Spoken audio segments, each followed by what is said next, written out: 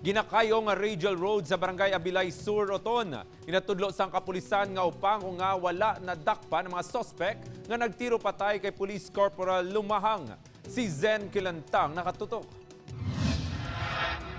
Ginkumpirma ni Captain Robert Pancha, hepe sa Oton Municipal Police Station nga nag-back up ang iya tropa sang ginpatigayon ng follow-up buy-bust operation sa Abilay Sur, Oton, Iloilo sa diin natiruhan patay si Police Corporal Fel Franz Lumahang. Suno kay Pancha, alas 3:20 sang hapon sang nagtawag si Major Hervinson Moyo, team leader sang PDEU nga may nagluntad nga shooting incident sa nasambit nga operasyon. Gabi naman sang Sabado sang nabalahuba nga natiruhan ang isa sa mga operatiba. Isa kadako nga palamangkutanon nga wala madakpa ng mga sospek.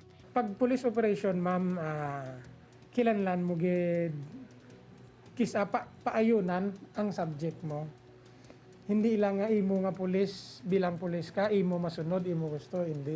Tungod sa dalan nga ginaobra, hindi ka dali-dali lagas ang four wheels, kay ang medyo rough road pa eh. Una na ginpahayag sa mga construction worker nga natabuan sa lugar nga wala sila sang may nabatian nga lupok. Alas 5 na sang hapon sang natapos ang ila obra. Pila sa ilang nagapati nga posible ginbilin lang ang pulis ang gabi. Sang pagpuli naman nga gabi nga may chismis na nga mo na nga may nakita di sa ginobra naman. Amo na gro eh. Gintabo lang gro nga gabi gro eh.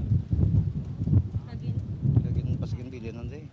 Kaya siyempre why dan pamalay.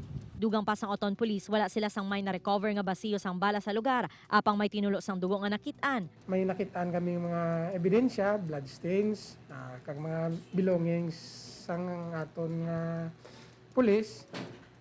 Nakitaan dito sa area kung diin siya natiruhan. May nakakita gid sa may mga nakamotor.